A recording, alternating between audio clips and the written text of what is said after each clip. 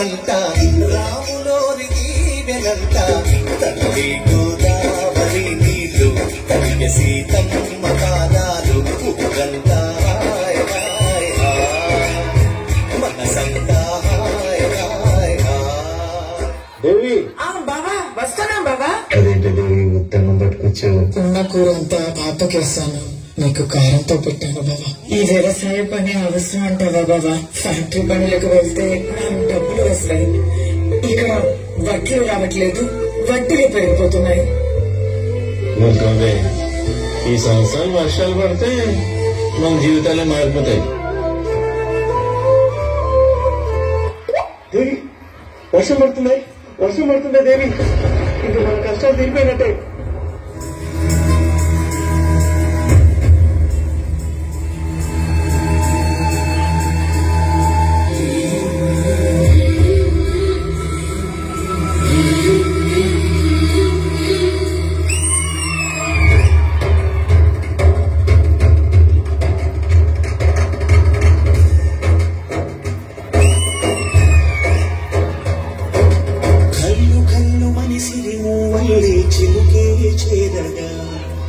జల్లు జల్లు మని పులకింతల్లో పుడమే పాడగా కరి మొక్కు వాన బాణాలే వేయని నిలువెల్ల మనసు వడగళ్ళు తాకి కడగళ్ళే తీరని చడివాన చాడతో ఈ వేళ జన జీవితాలు చెగులించేలా రామసీమలో ఈ వేళ రతనాల ధారలే కురిసేలా. పంట బాగా పడుతుందని బాగా నమ్మకంగా ఉంది దేవి. ఈసారి పండక్కి కొత్త బట్టలు కొనుక్కుందాం. నాన్న స్కూల్ యూనిఫామ్ వెనకాల చినిగిపోయింది నాన్న, అందరు ఎక్కిరిస్తున్నారు నాన్న.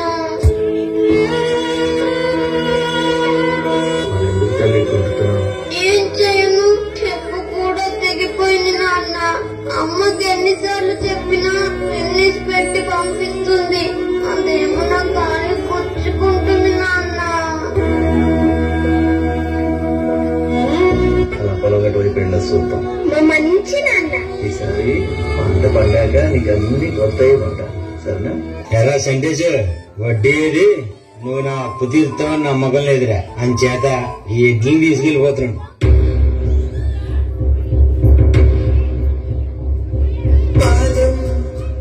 కదలనంటుందా ఎదురుగా ఏమనుకుందో కాలం ముందే చూపందే, దూరం కరగదంటుందా తన కలలుగా మెరిసే తణుకుల తీరం నిజమై నిలిచే నిమిషం కోసం దిశలను తరిమే ఊర్మే ప్రేమంటే. సంటేశ్, ఎక్కడికి వెళ్తున్నారా? పొద్దున్న నుంచి ఏం తినలేదు కదరా, బాగా ఆకలిగా ఉంది. అటు వెళ్ళి ఏమన్నా తినేసి వస్తారా? నేను వస్తాను నాన్న నీతో. నాతో రాకూడదు, నా తల్లి కదా, ఇక్కడ ఉండు, అమ్మని జాగ్రత్తగా చూసుకో.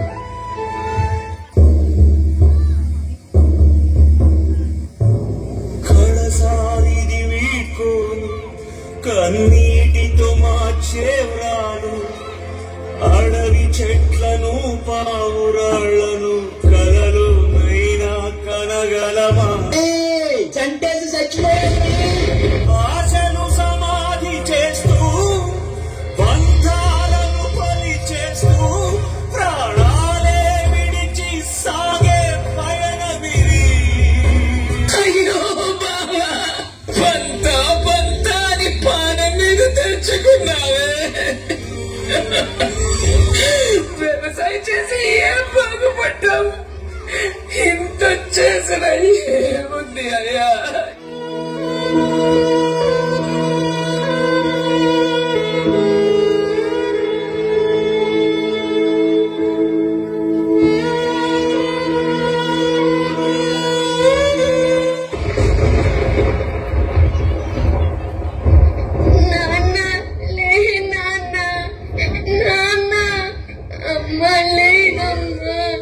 కొట్టుబట్టలకు ఏమి వద్దాం నాన్న.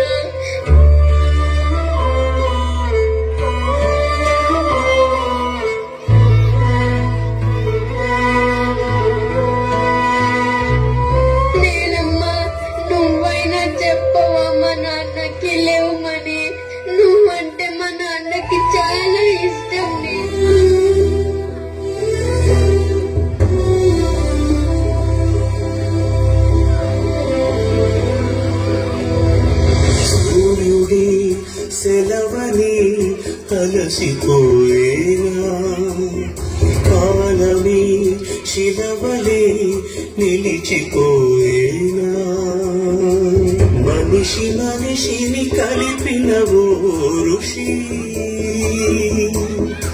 భూమిని చరితని నిలిపెను నీ కృషి మహాశయ విధి పగై తరివెనా మహోష్ణమై రుధిరమే మరిగెనా ఆగిపోయేనా త్యాగం కదా ఆదమరిచేనా దైవం వృధా